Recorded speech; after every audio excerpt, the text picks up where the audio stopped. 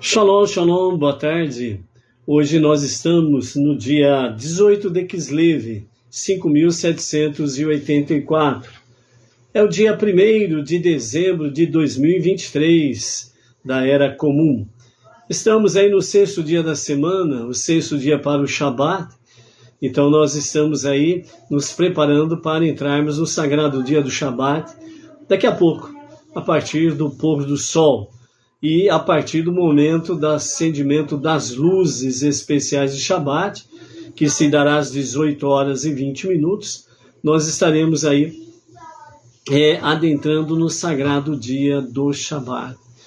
Estamos aí na nossa paraxá da semana, Vaishlach, e ele enviou, onde nos fala a respeito dos mensageiros que Yaakov enviou para encontrar com Esav, o seu irmão.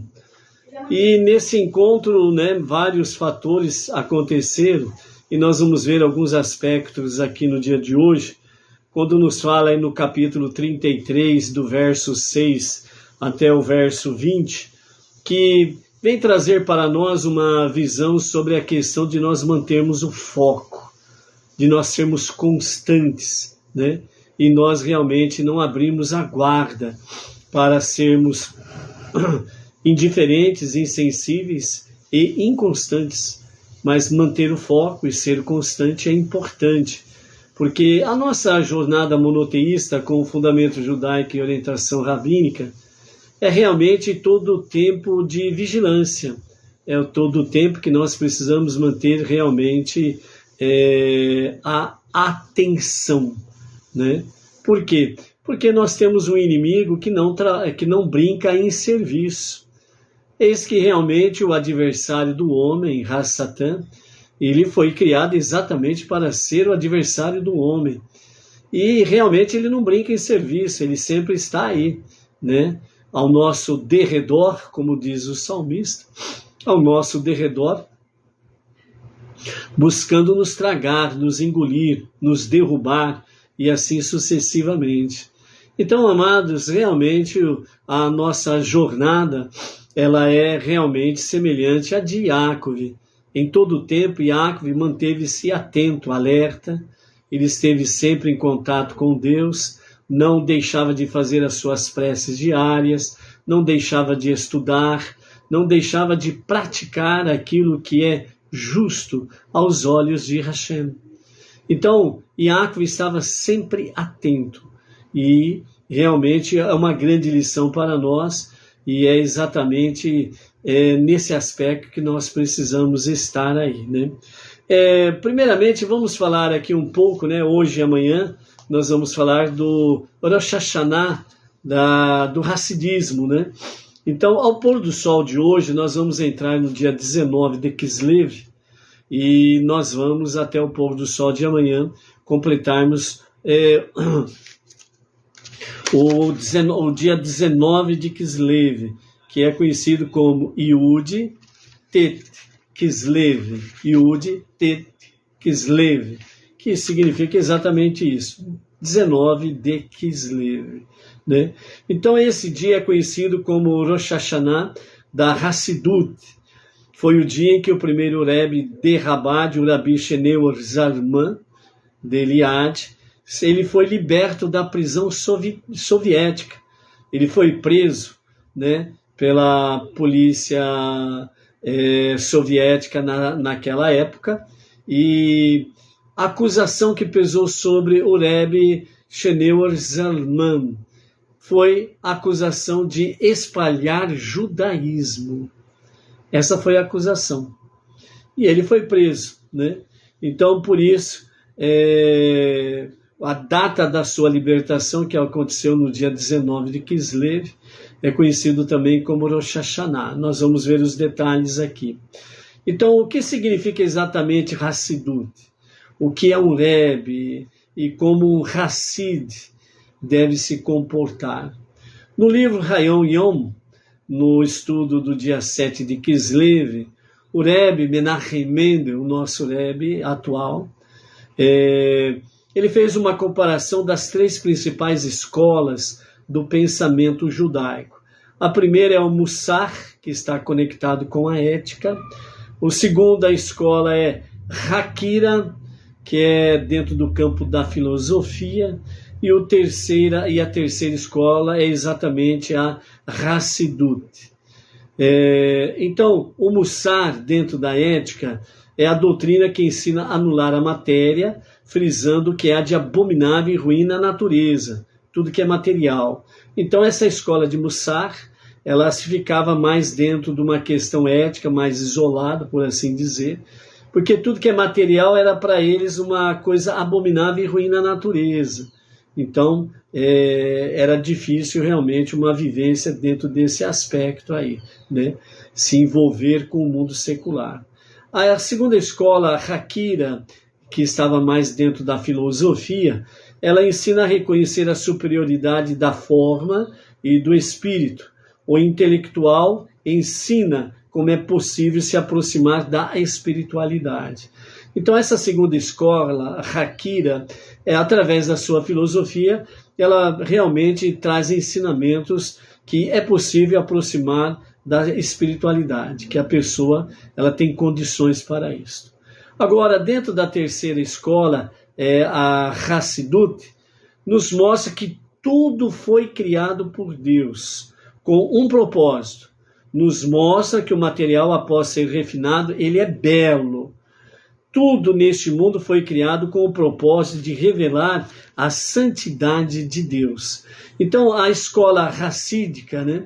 o racidismo, Hassidut, então ela traz esse aspecto no sentido de que nós precisamos olhar e ver que tudo que existe foi criado por Deus. E que tudo realmente, principalmente dentro do campo secular, material, ele precisa ser refinado. E é por isso que nós estamos aqui. E quando isso é refinado, significa que ele torna-se belo. E nesse sentido, tudo neste mundo foi criado com o propósito de revelar a santidade de Deus. Ou seja, a visão racídica é para que as pessoas possam ver Deus em tudo, presente em tudo. No reino vegetal, no reino mineral, no reino animal e no reino humano.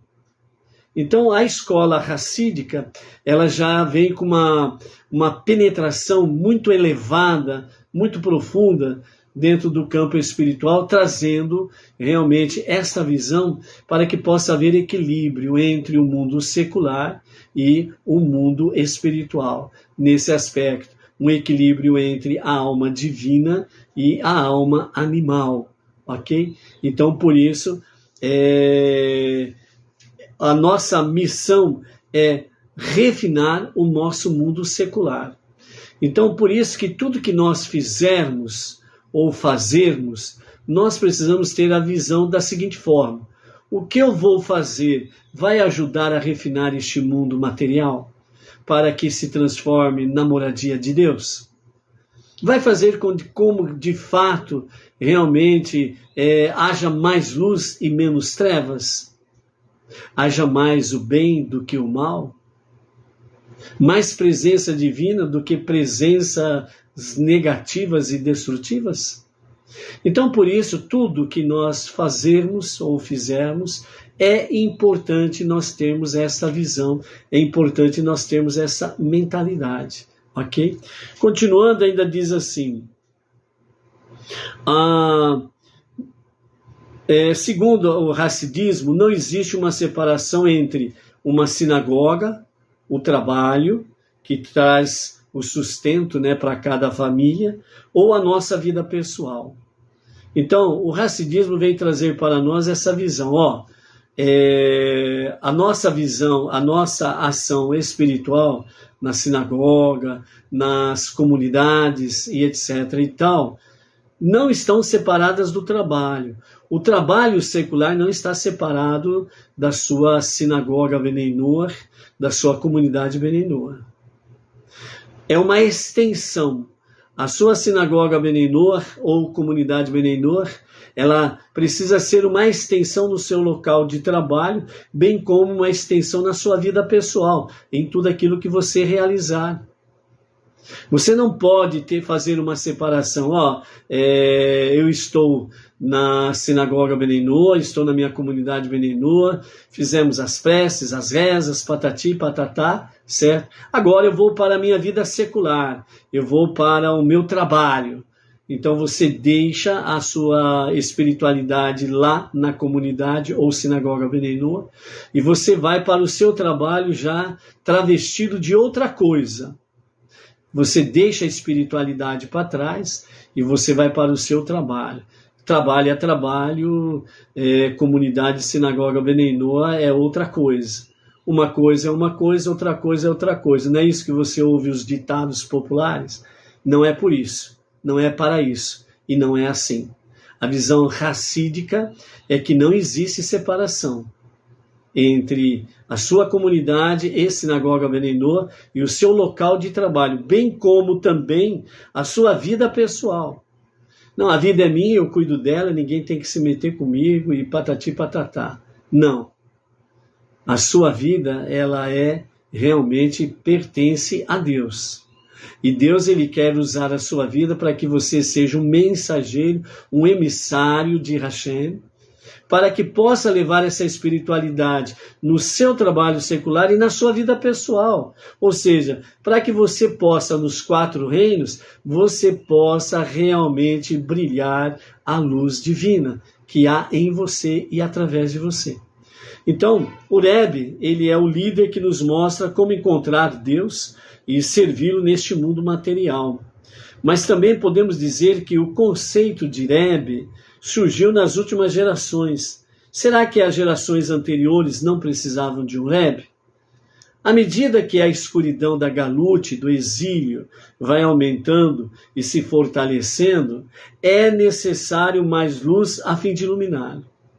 Ou seja, quando se olha para o mundo secular, parece que a Galut, o exílio, está muito mais forte. Parece que realmente não tem jeito. As forças destruidoras, negativas, as forças das trevas, parece que vão prevalecer. Então você é desafiado a dizer não. Vejam bem, amados, o que aconteceu no dia 7 de outubro com o filho primogênito de Deus, o povo judeu, nosso irmão mais velho. Depois das primeiras 48 horas que passou aquele grande susto, e foi necessário realmente fazer uma estrutura, sólida, firme, para poder ter uma reação e um contra-ataque, as coisas começaram então a ficar dentro do seu eixo. E uma das coisas que nós temos visto até aqui, desde o dia 7 de outubro, até a presente data, já indo para outubro, novembro e dezembro, vai completar 60 dias, melhor dizendo. Então nós vemos aí o quê?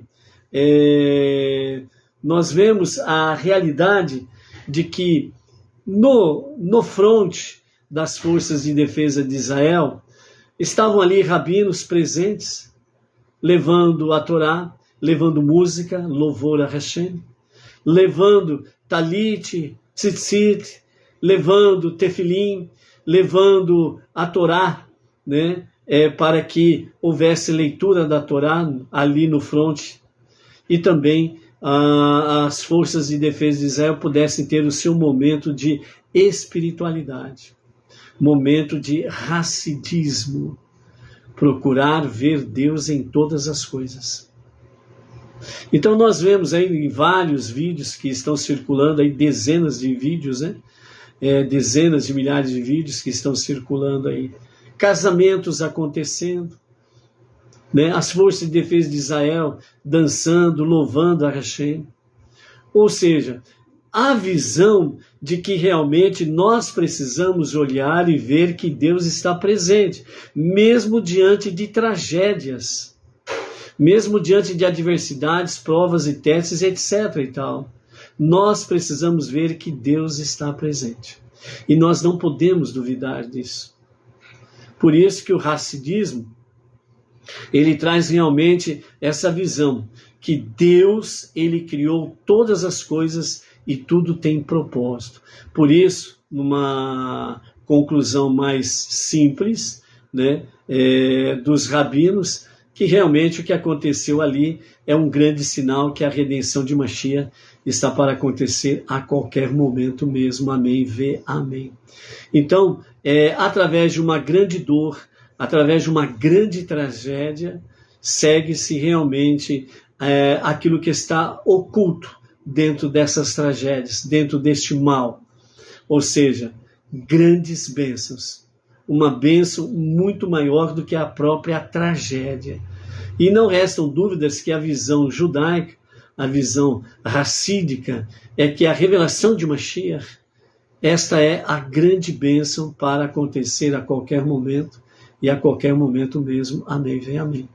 Hoje o povo judeu está mais unido, está mais coeso, está mais presente um na vida do outro, né? A maior parte da comunidade judaica em si se uniu, se reuniu em unidade, né? A tzedakah que o povo tem feito, seja em doações, ofertas, dízimos, sejam em atos de bondade, atos de caridade, atos de justiça, são esplêndidos.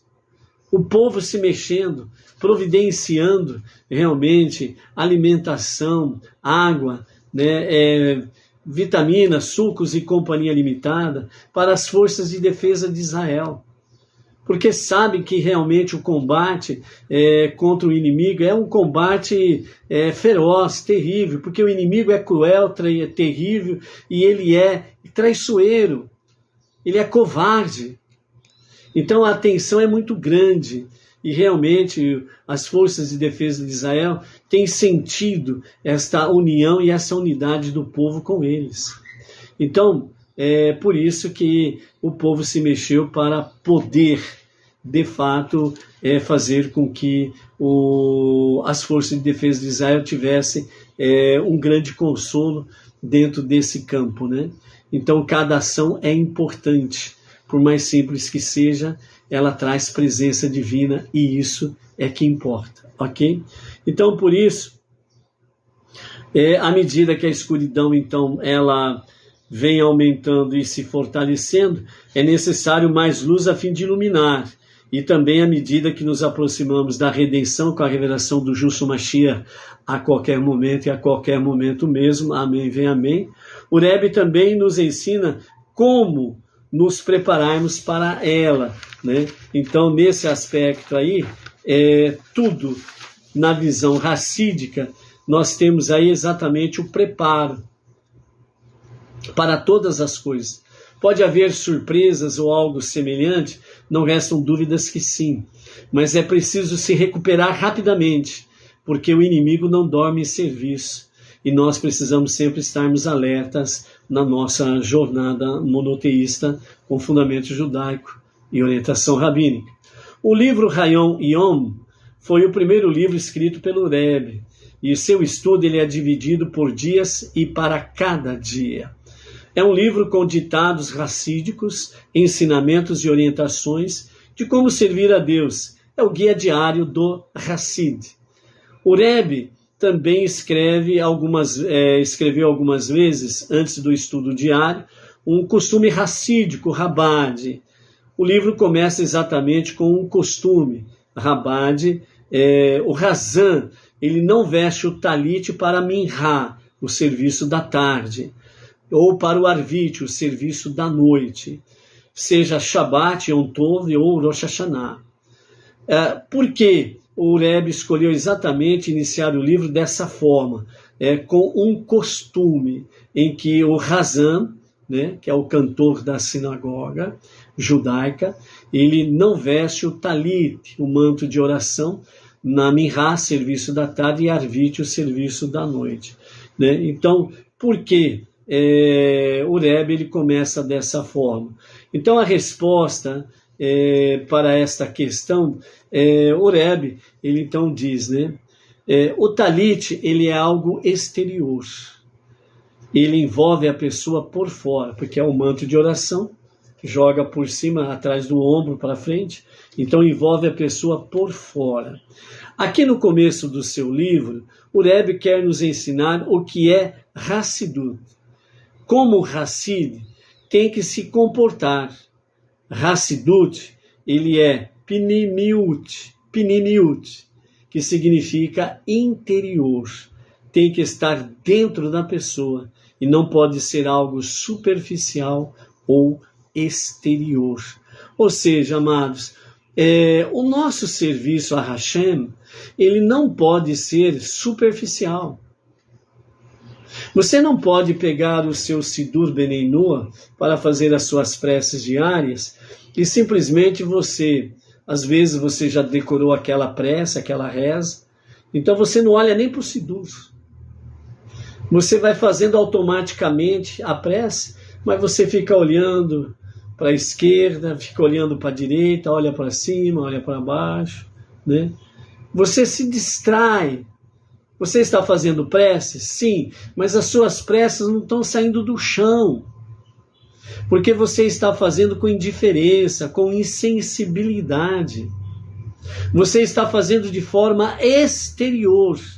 E o Hassidismo, ou a Hassidut, ela é Pnimiut, que significa interior. Ela tem que vir de dentro para fora.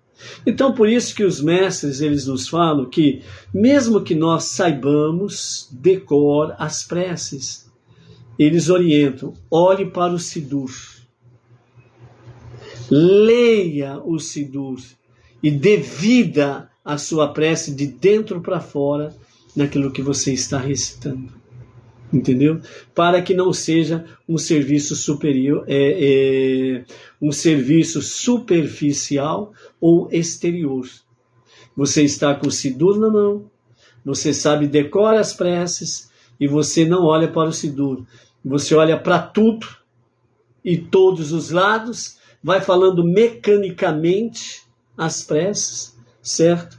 E você não está conectado com o Sidur e com o Hashem. Você está conectado com o seu ego, com o seu intelecto, que ele, graciosamente, ele decorou as preces. Então, por isso que é importante nós estarmos, de fato, conectados. Conexão com Deus. É isso que o Hassidismo quer trazer para nós, ok? Então, por isso, atenta a essa questão. E então, que sejamos, como se vai se tratar o pôr do sol de hoje até o pôr do sol de amanhã, né? O ano novo do Hassidismo, então que sejamos inscritos e selados para um ano bom de estudos da Hassidut e dos caminhos da Hassidut. Ok? É isso daí. Baruch Hashem. Vamos fazer uma pequena introdução sobre a questão de Yud Tet Kislev, 19 de Kislev. Baruch atah Adonai Eloheinu melech haolam, asher hakol yiheh abdi vado.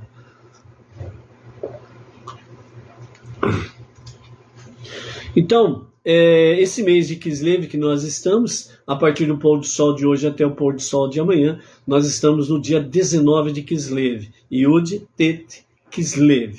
Ok?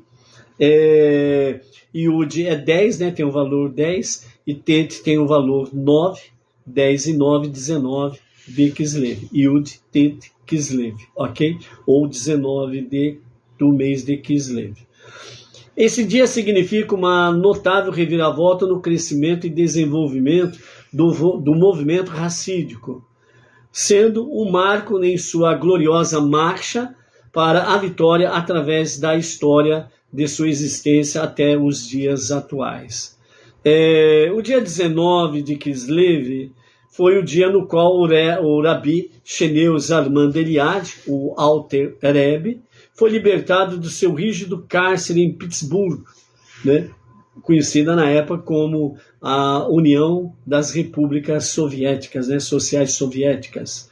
No ano 5.559, que corresponde ao ano secular 1798. Sua detenção colocou em perigo não apenas a sua vida, mas também o futuro do movimento racídico. Consequentemente, o dia de sua libertação foi declarado entre os Hassidim, né, os devotos, os seguidores, como um dia de celebração, observado até os dias de hoje, com exuberante júbilo por centenas de milhares de judeus nos 4 ventos do planeta. O dia 19 também é o dia do aniversário do passamento do segundo líder do movimento racídico, o Rabi Doveber, o santo Maguide de Mezerite, que faleceu no dia 19 de Kislev, no ano 5.533, né? No ano 1772, o ano comum. O grande sábio de Sadik, o Rabi Sheneur Zalman de Liad, fundador e criador do Hassidismo Chabad, é geralmente conhecido no mundo judaico por diversos epitetos ou diversos títulos. O autor do Shulchan Aruch, o autor do Tânia, o Rabi de Eliade, o Maguide de Liozna, e entre os seguidores do movimento Chabad, também conhecido como o Alter Rebbe, né? O Alter Rebbe nasceu no dia 18 do mês de Elul, 5.505, que corresponde ao ano 1745 da Era Comum, na cidade de Liozna, uma cidadezinha na Rússia Branca, não muito distante de Vitebsk, que à época fazia parte da Polônia. Os velhos Hassidim costumavam contar que ouviram de coetâneos ou coletâneas, né, do Baal Shem Tov, que quando o Alter Rebbe tinha 3 anos de idade, o Baal Shem Tov comentou com seus discípulos: uma grande alma desceu à terra, Shene Or, que significa 2 luzes. Ele disseminará a luz da Torá em ambos os aspectos, o revelado, Torá escrita, e o místico, a Torá oral. Até os 10 ou 11 anos de idade, o jovem Sheneur Zalman estudou sob a tutela de diversos grandes acadêmicos da sua época, especialmente com o Rabi Izahar Ber, o renomado Maguide de Lubavitch. Mal chegara aos 12 anos, quando o Rabi Izahar informou a seu pai, o Rabi Baruch, que não mais poderia ensinar o rapaz, pois é um gênio que não necessita mais de instrução. Um ano depois, por ocasião do seu Bar Mitzvah, os maiores sábios e eruditos de Torá da região expressaram sua admiração pelo seu prodígio, concedendo-lhe alto título em reconhecimento a seu vasto conhecimento e erudição. Isso com 13 anos de idade. O Rabi Sheneur Zalman continuou seus estudos sozinho com grande concentração e com a idade de 18 anos quando ele completou na idade de 18 anos, com todos os comentaristas anteriores e posteriores, ele completou todo o Talmud. No ano 5.537, ele completou o estudo do Talmud pela 16ª vez. E ele fez isso em pé, de pé, o estudo. Além de seu dedicado estudo do Talmud, ele estudava também Kabbalah profundamente. Ele compôs o Shulchan Aruch, realizava trabalhos comunitários, viagens para orientação de comunidades locais e exercia numerosas outras atividades que demandavam tempo, né? Então vejam bem, amados, né, a semelhança do Alter Rebbe, né, os sábios do povo judeu, os rabinos do povo judeu, né, eles desde pequeno, eles, entre aspas, né, as suas vidas, né, não são gastas, mas na realidade as suas vidas são aplicadas a aprender o conhecimento, a sabedoria, o entendimento. Então são anos e décadas de estudos. E mesmo depois de formados como rabinos, mestres, né, não param os estudos. Então vejam bem que são 30, 40 anos, 50, 60 anos que os rabinos estudam continuamente. Então por isso que é incrível quando o não-judeu ele tem a petulância de dizer que sabe mais do que um rabino. É um ledo engano. A pessoa ela está enganando a si mesma. E ela está enganando aqueles que dão ouvidos a ela. Quem deseja ser filho da sabedoria, busca sabedoria na fonte correta. Nos mestres, nos sábios do povo judeu, nos rabinos do povo judeu. O nosso segmento é Rabad. E o nosso rabino, a liderança Benenua Brasil, é com o nosso Rav Yafko Geranstadt. Então, um exemplo assim, o rabino pode dizer A, B, C e D, mas o que importa é o que o nosso rabino diz. Se o rabino X disse A, B, C, D, e o nosso rabino, a nossa liderança chega e diz, é A e B, ponto. Então nós ficamos com A e B, ponto. Por quê? Por causa da nossa liderança. É uma questão de ética, é uma questão de fidelidade, é uma questão de honra, é uma questão de realmente estar comprometido com a sua liderança. Quando uma pessoa não está comprometida com a sua liderança, ele não vai estar comprometido com ninguém. Então, por isso, um não-judeu que começa a dizer por aí afora eu escuto todos os rabinos. O alfabeto inteiro, eu escuto os rabinos do alfabeto inteiro. Isso não quer dizer nada, absolutamente nada. Na realidade, você é um filho da confusão. Porque você não tem foco. Você não tem direção. Você não tem orientação. Você é que nem peteca, fica sendo jogado para lá, para cá, para lá e para cá. E nós precisamos manter o foco para que nós possamos realmente estarmos seguindo de forma correta, com disciplina, com hierarquia, o movimento Benenor Brasil, com a liderança do Rav Yafko Geranstadt, ok? Então essa é a questão aí. Então vejam bem, né? Em contrapartida, né? O Rabi Sheneur Zalman de Eliade, naquela época havia dois grandes luminares reluzindo no mundo judaico. Um raio de Torá que emanava de Vilna e um raio de Avodá, o serviço divino, que organizava-se de Mesrite, né? São duas localidades, duas cidades, né, diferentes, e onde estavam essas duas escolas, Vilna e Mesrite. Uma pequena cidade ali das regiões de Volin.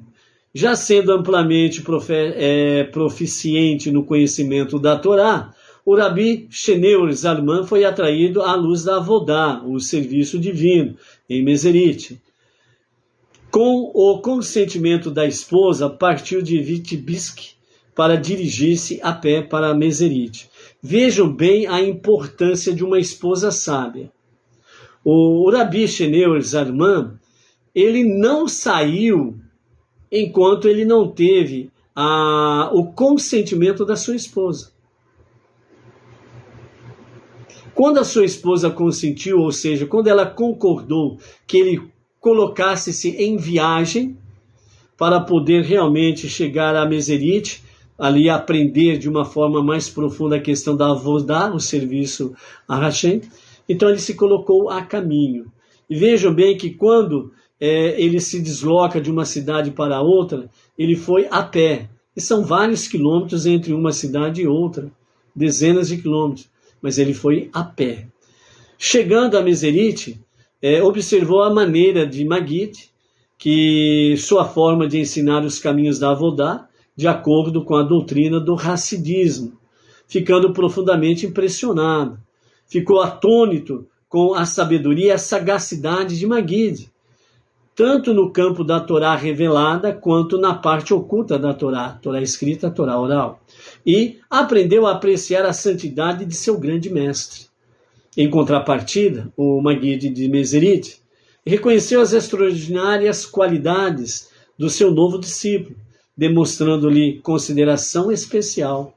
Providenciou para que seu filho único, o Rabi Avraham, o anjo, conhecido como o anjo, instruísse o Rebbe no Hassidismo, enquanto ele instruía o Rabi Avraham em assuntos talmúdicos e halássicos. O Rabi Sheneur Zalman tornou-se fervoroso adepto dos ensinamentos racídicos, do Maguid e do Baal Shem Tov. Após longa estadia em Meserite, ele voltou então para a sua casa. E a caminho de casa ele parou em todas as comunidades e assentamentos judaicos que ele ia encontrando pelo caminho, cidades, vilarejos, etc. e tal, a fim de contar acerca dos profundos conhecimentos do Maguid e sobre os seus caminhos da Avodá, o caminho de serviço a Hashem. Ok? Amanhã nós vamos falar um pouco mais sobre o dia 19 de Kislev, né? E aí nós vamos falar um pouco mais expressamente sobre a questão da prisão, né, do Alter Rebbe e a sua libertação, ok? Baruch Hashem. A nossa paraxá da semana, Vaishlach, né, e ele enviou, nós temos ali no capítulo 35, verso 1 a 12, o momento que Yaakov, ele vai então, ele prepara todo o povo para se deslocar até Bet-El, né, onde no capítulo 35, verso 1, fala, né, antes de viajar para a casa de Lavã, disse Deus a Yaakov, você prometeu que me daria 1/10 de todos os seus ganhos, você ainda não cumpriu a promessa, vá imediatamente a Bet-El, para construir um altar e oferecer os sacrifícios que me prometeu. E antes da viagem, Yaakov perguntou à sua família, algum de vocês tem ídolos por causa dos despojos? Talvez vocês tenham retido alguns quando Shimon e Levi, né? Ou Simeão e Levi, né? Shimon e Levi foram lá em Shechem e acabaram matando todos os homens por causa do sequestro e estupro que a irmã deles, a Dinah, sofreu nas mãos do príncipe, né? O príncipe Shechem, ali naqueles dias. E trouxe os despojos. Então, no meio dos despojos, veio algum ídolo. Então, aqui Yaakov estava dizendo, vocês têm algum ídolo por aí? Então, deem-me, porque eles serão enterrados, né? Porque nós vamos para Bet-El.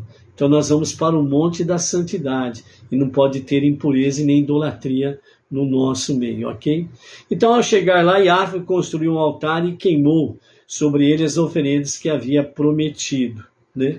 Nesse inteirinho aqui, nós temos exatamente o acontecimento, né, do falecimento de Rivka, a mãe de Yaakov, certo? E segundo o Talmud, o Midrash traz para nós, né, que em Bet-El, um membro idoso da casa de Yaakov faleceu. Era a babá da sua mãe Rivka. E essa babá chamava-se Débora, né? Yaakov a enterrou sobre uma grande árvore em Bet-El, né? Como está aí no capítulo 35, verso 8. Então essa árvore ela é conhecida como Alon Bahut. Alon Bahut, que significa carvalho do pranto, né? Porque a babá de sua mãe Rivka, que levou a notícia da morte da mãe de Yaakov, né? E ela falece em seguida também, e então se torna ali o carvalho do pranto, né? Alon Barhut. Depois de chegar em Yaakov, né, que teve a respeito dessa notícia, né, do falecimento da sua mãe, Yaakov não havia desde que saíra da casa de seu pai, né, desde que saíra da casa do seu pai, foram 20 anos lá em Lavã, e depois que ele saiu da casa de Lavã, ele ficou ainda, né, 14 anos também contados aí, né, ou seja, ele ficou 14 anos na escola de Shem e Ever e 20 anos na casa de Lavã. Então foram transcorridos 34 anos que ele saiu da casa do pai e não via a sua mãe até então. Então, o Midrash traz para nós um fato interessante sobre a questão de Rivka. Rivka ordenou, antes de morrer, que deveria ser enterrada à noite, em segredo.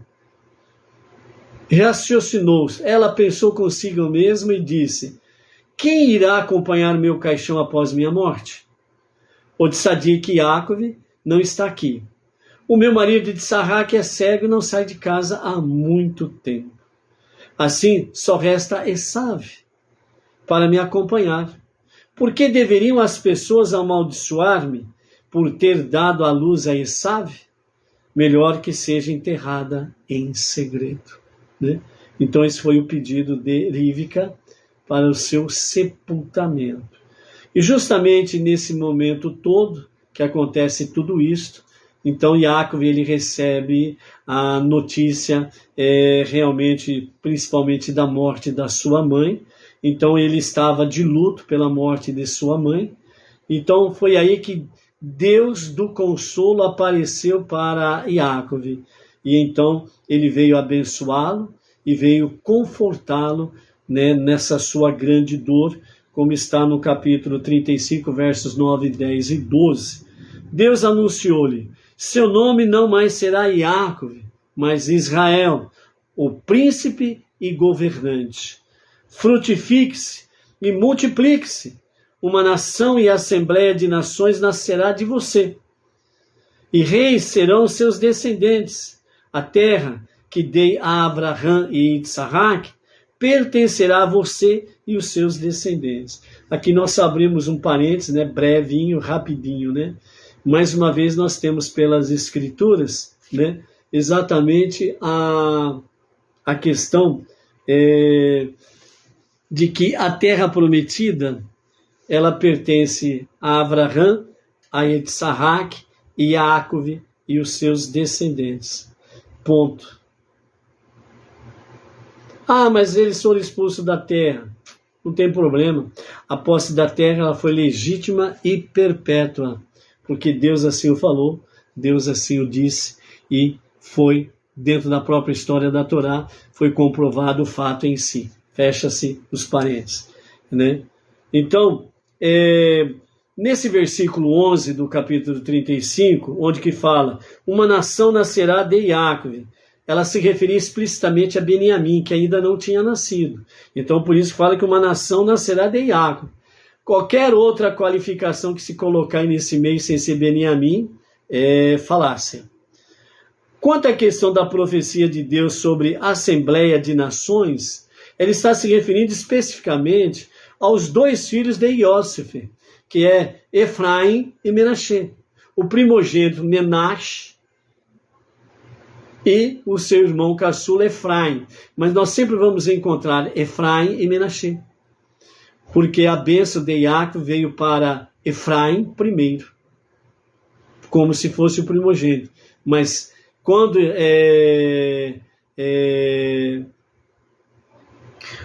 quando foi feita a bênção para Efraim e Menashe, né, José pensou que o pai dele, Yaakov, estava se enganando, tentou corrigir.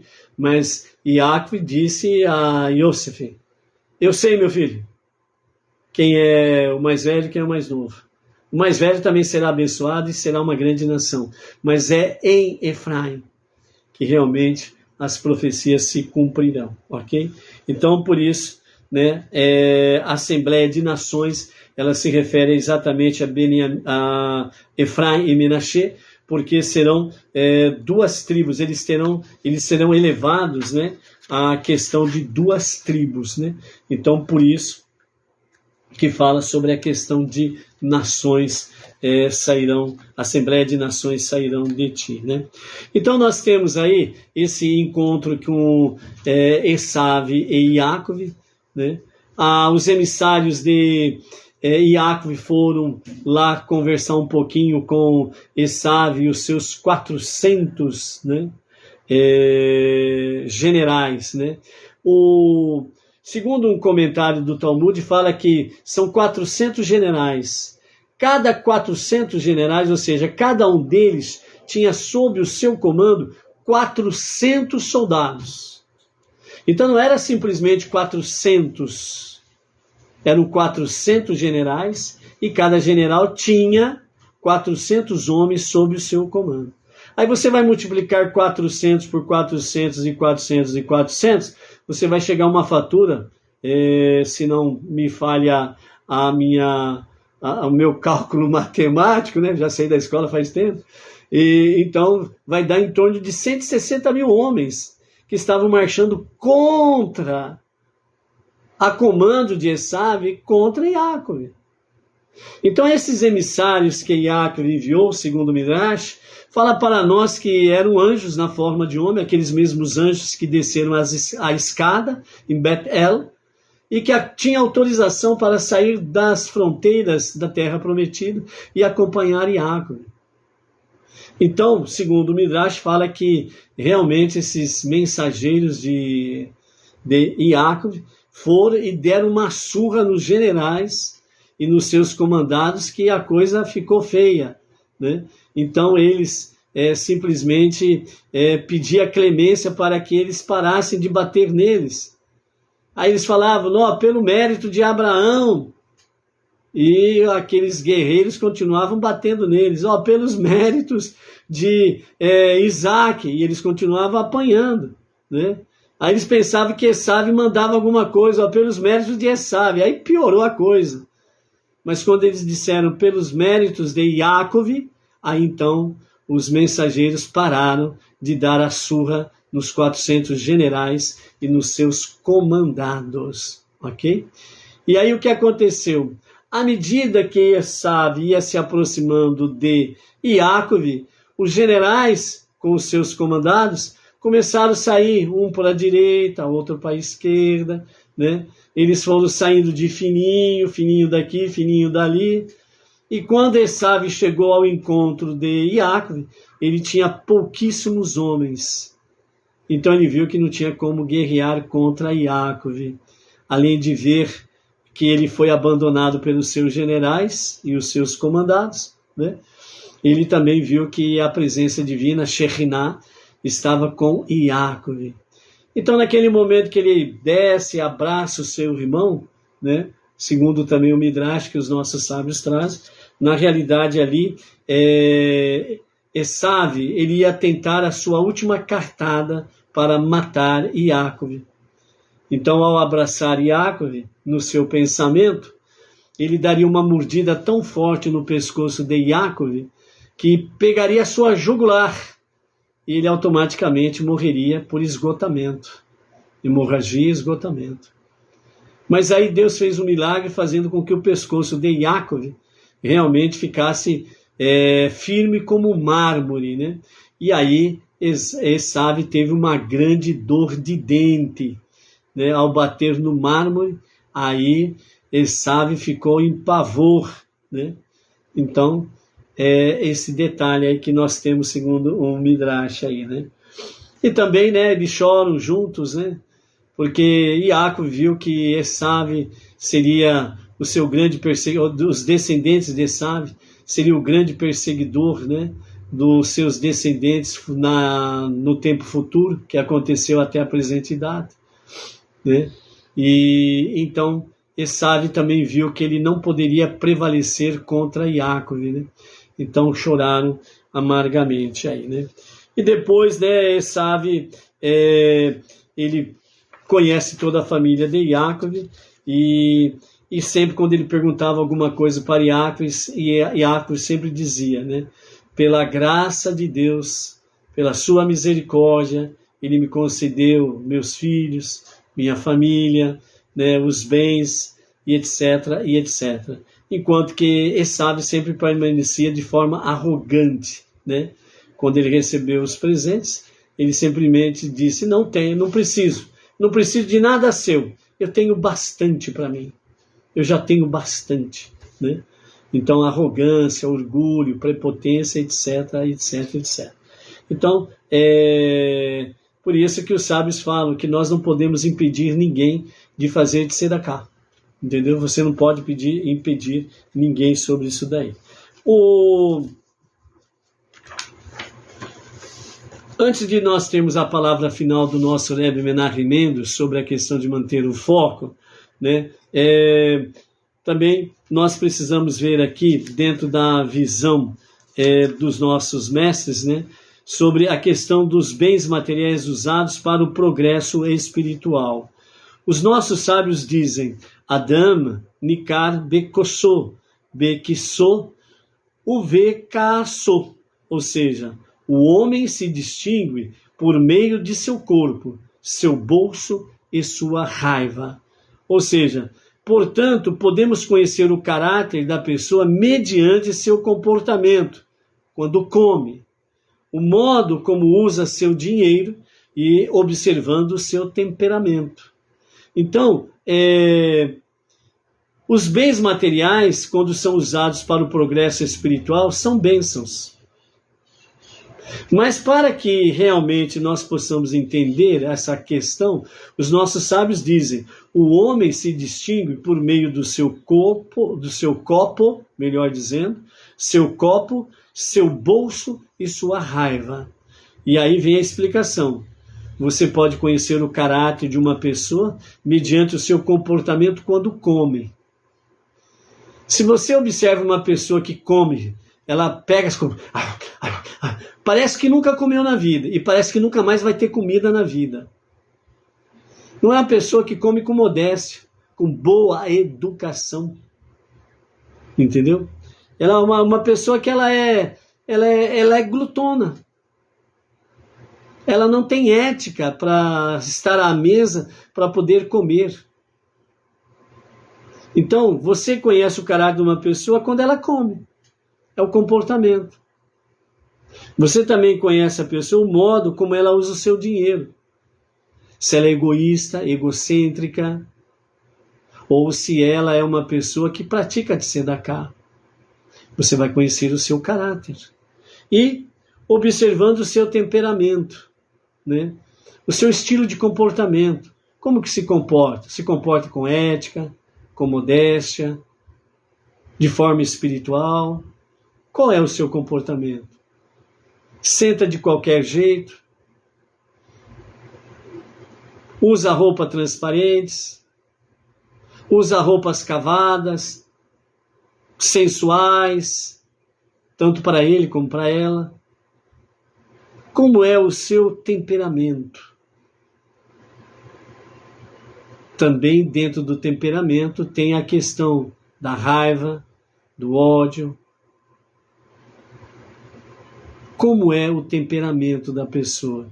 Então, através desses 3 escopos, você conhece o caráter de uma pessoa. Quando ela come, o seu modo de usar o dinheiro e observando o seu temperamento. Ok? Examinaremos, então, de fato, né, a questão, né? Por exemplo, o uso do dinheiro. Ao sair de casa de Lavan com sua família e dirigindo-se ao encontro do seu irmão Esav, Yaakov Avinu, num dado momento, ficou sozinho, como nós vemos lá no capítulo 32 de Bereshit. Rashi explica que Yaakov esqueceu pequenos objetos de seus pertences do outro lado do rio, e ele voltou para buscá-los. Os nossos sábios nos dizem que os tzadikim têm um apreço maior para com os seus pertences materiais do que para com o seu próprio corpo. Isso porque querem se autoeducar para nunca chegarem a ferir os bens materiais do próximo.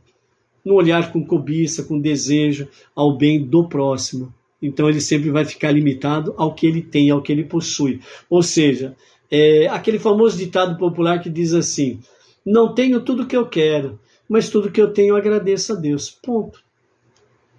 É ser modesto. Ok? Isto porque querem se autoeducar para nunca chegar a ferir os bens materiais do próximo. Cobiçar, que é uma das mitzvot, né? Proibitiva. Sabemos que Yaakov saiu da casa de Lavan com uma grande riqueza. Mesmo assim, ele voltou para pegar pequenos objetos que não tinham tanto valor assim. Ele estava com muita riqueza. De acordo com a Torá, o cerco, os cuidados especiais para que o indivíduo não venha a transgredir suas leis é de suma importância. Somente por intermédio dele é que ficamos protegidos de não cair em graves infrações. Certo? Então, por isso, em outra ocasião, Yaakov colocou à disposição de Esav toda a sua fortuna, para que este lhe cedesse o lugar de Mearat HaMachpelah, a gruta de Marpelá, que posteriormente Yaakov, ele coloca toda a sua riqueza para comprar a gruta de Marpelá. E Abraão já tinha comprado lá. Mas aqui ele vai comprar o direito de Esav de ser sepultado lá. Então Yaakov ele vai comprar todo o direito de Esav de não ser sepultado ali, e Yaakov ser sepultado ali, junto com os patriarcas e as matriarcas, com exceção de Rachel. Ok? Em princípio, parece haver um comportamento contraditório. Quando se trata de objetos pequenos, Yaakov voltou para buscar. Mas quando se trata de uma sepultura, ele, sem hesitar um só momento, ele colocou toda a sua fortuna à disposição de Esav, para poder comprar realmente o direito de sepultamento na gruta de Marpelá. Aqui nós aprendemos uma lição positiva e uma lição negativa.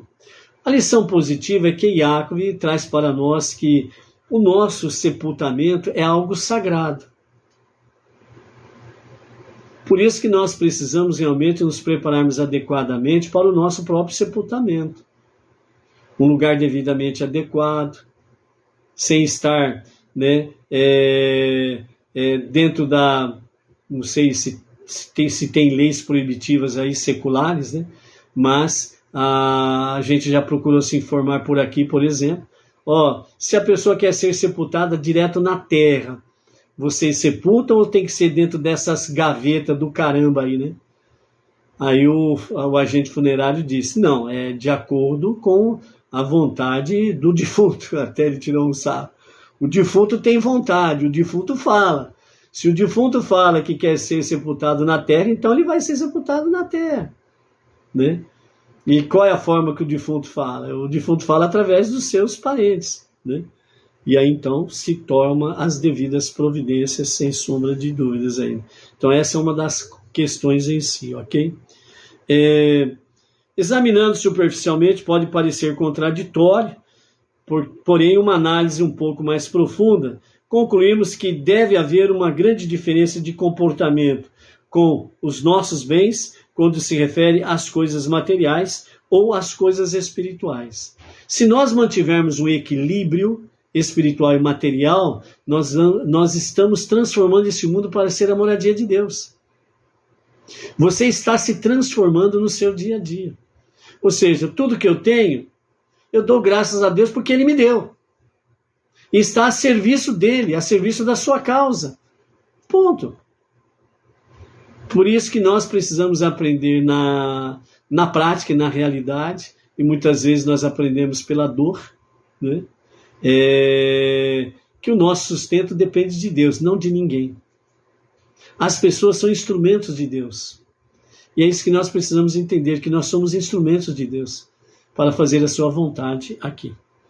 E com relação às coisas materiais, Yaakov Avinu fez de tudo para poder ter seus objetos de volta, porque não há nenhum motivo para perdê-los, né? Quando você menospreza as coisas, né? Você precisa analisar corretamente essa questão, né? Então Yaakov diz aqui, ele não tinha motivo para perdê-lo. Então ele foi buscar os seus vasos. Mas quando se tratou do âmbito espiritual, Yaakov dispôs de toda a sua fortuna, pois não há valor monetário que não seja dispensável para conquistar o espiritual. Então, por isso, nossas questões materiais e financeiras precisam de fato estar a serviço de Hashem. Ok? E para finalizarmos, a visão do nosso Rebbe Menachem Mendel, né, sobre a questão de manter o foco. Quando nós temos aí um momento em que Esav e Yaakov estão aí, vamos juntos, vamos para a direita, vamos para a esquerda, como que vai fazer, né? Então, Esav queria que Yaakov o acompanhasse. Mas naquele momento em que eles se abraçaram, choraram e etc. e tal, Yaakov viu que Esav, ele não estava verdadeiramente arrependido, de desejar a sua morte e a morte dos seus descendentes. Jacob viu que realmente Esaú não era o momento ainda de andar junto com Esaú. Era mais para frente. E que Jacob ele precisava preservar os seus, a sua descendência, o povo judeu. Então, por isso, Jacob, ele disse para Esaú, Esaú, para que ele seguisse o seu caminho em paz, e eu vou no meu caminho aqui devagar, dentro do passo e no compasso aqui da minha família, das crianças, dos idosos, e também dos animais e os seus rebanhos. Então, assim, Esaú seguiu o seu caminho e Jacob seguiu o seu caminho. Então, manter o foco é o foco de Jacob, que nos fala o nosso Rebbe Menahem Mendel. Jacob se refere aqui à futura transformação de Esaú, que acontecerá nos dias de Mashiach, na redenção final, até que lhe alcance meu Senhor, porque foi dessa forma que Jacob se despediu de Esaú, para ele seguir o seu caminho, e vai em paz, até que eu te alcance. Então aqui, Jacob estava falando de uma profecia que acontecerá nos dias de Mashiach, ok? O enfoque de Jacob em relação a Esaú mostra-nos como neutralizar a hostilidade potencial nos Esaús da vida, ou também aquele que nós encontramos ao longo do nosso caminho. Se nos deixarmos levar pelo conforto do exílio, nos acomodarmos, até assim mesmo, vai seguir assim mesmo, não vai mudar nada. Então, deixe estar como está, vamos ver o que acontece. Então, não é nesse sentido. Então, é acomodar-se realmente ao exílio. E o exílio realmente começa a nos dominar. Nós vamos perdendo realmente o domínio do nosso querer de sermos livres para servir a Hashem, e a gente acaba ficando escravo, realmente do exílio, da escravidão. E para neutralizar o poder de Esaú, temos que enxergar não a fachada, e sim o profundo objetivo por trás desse exílio, que nos capacitar para preparar o mundo para os dias de Mashiach, a era messiânica, quando finalmente Esaú será subjugado e transformado. Se encararmos a longa aventura do nosso exílio como uma viagem a seguir e nos concentrarmos em nosso objetivo final, Esaú se torna inofensivo, mesmo enquanto ainda estamos no exílio, ok? Então, neutralizar o poder de Esaú, nós podemos traduzir isso entre aspas, neutralizar o sistema. Qual é a finalidade do sistema que nós estamos vivenciando aí? É você ser escravo dele. Você ser subjugado ao sistema. O sistema que vai ditar. Você sobe ou desce. Você não é mais livre para decidir. É nós que decidimos para você.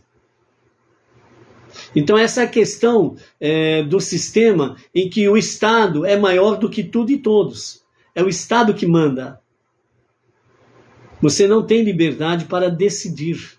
Então, neutralizar o poder de Esaú é neutralizar o sistema que nós estamos vivenciando aí.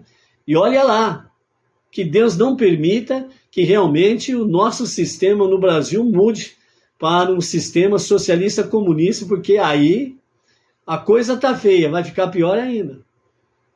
Que o Eterno tenha misericórdia da nossa nação, que tenha misericórdia do nosso povo. E por isso precisamos intensificar realmente as nossas preces e intensificar os nossos atos de bondade, de tzedakah, dia a dia, para que realmente as forças das trevas, o sistema, não progrida, mas venha regredir, ok? Quanto à questão também que nós temos aí sobre neutralizar o poder de Esaú, nós temos uma questão do antídoto. Então o nosso Rebbe Menachem Mendel, ele traz para nós o antídoto dizendo: o estudo da Torá, o estudo das 7 leis de Noah, transformar o mundo e revelar Mashiach. É a nossa missão. Nós somos o antídoto para esse sistema corrompido, cruel, bruto, autoritário. Nós somos um antídoto.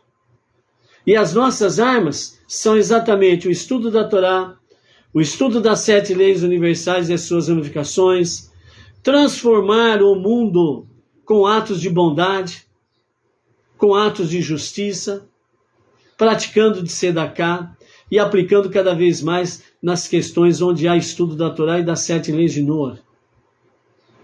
Que nós estejamos realmente aí trazendo e manifestando a revelação de Mashiach. Mashiach vem a qualquer momento e a qualquer momento mesmo agora. Amém, vem amém. Nós precisamos falar com convicção, com certeza, que Mashiach está para se revelar a qualquer momento e ele pode ser esse momento agora. Como diz Maimonides, Rashi, os nossos mestres, o nosso Rebbe Menachem Mendel, não olhando para a revelação de Mashiach como algo para o amanhã ou para um futuro, mas algo para agora mesmo, amém, vem amém. Porque isso transforma as nossas vidas para melhor. E isso faz com que nós tenhamos força para podermos transformar o nosso mundo ao nosso redor. E assim nós vamos fazendo com que o mundo seja melhor e seja transformado para ser a moradia de Deus. Por isso, amados, não vamos perder o foco. Vamos manter o nosso foco, a nossa missão suprema, que é transformar este mundo para ser a moradia de Deus. E isso está à nossa disposição. Deus nos chamou para sermos sócios com Ele nesse projeto.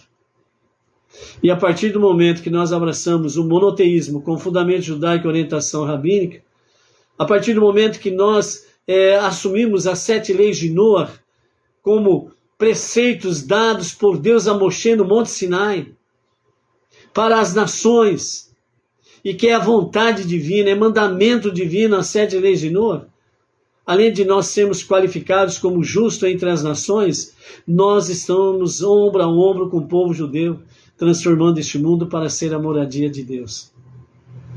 Você tem esse poder. Você tem essa capacidade, a partir do momento que você diz para Deus: sim, eu quero fazer parte desta fileira. Eu quero estar contigo e com aqueles que temem a ti e que têm abraçado a mesma causa monoteísta com fundamento judaico e orientação rabínica. E juntos vamos transformando este mundo para ser a moradia de Deus e que Mashiach se revele a qualquer momento mesmo. Amém. Amém. Ok? Baruch Hashem. Recados finais. O acendimento das luzes especiais do Shabat para o Shabat de hoje serão às 18 horas e 20 minutos. Em todos os lares, às 18 horas e 20 minutos, acendam as 2 velas, as 2 chamas de Shabat. Ok?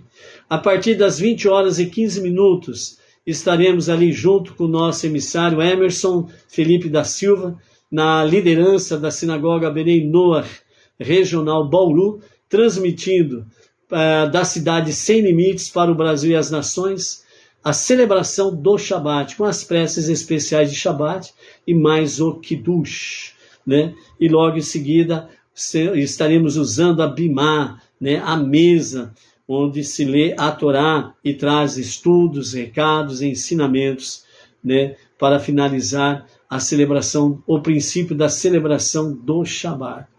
E amanhã, às 19 horas e 18 minutos, é o encerramento do Shabat, a Havdalah, o encerramento do dia especial de Shabat para os 6 dias comuns, ok? Então, portanto, a você, toda a sua família, realmente um Shabbat Shalom com muita presença divina, muito Shalom, né? Muito refrigério da parte de Hashem para as vossas vidas. E que possamos aí, no dia de Shabat, estarmos nos revigorando as nossas forças espirituais para os 6 dias comuns que teremos pela frente. Shabbat Shalom. Até daqui a pouco.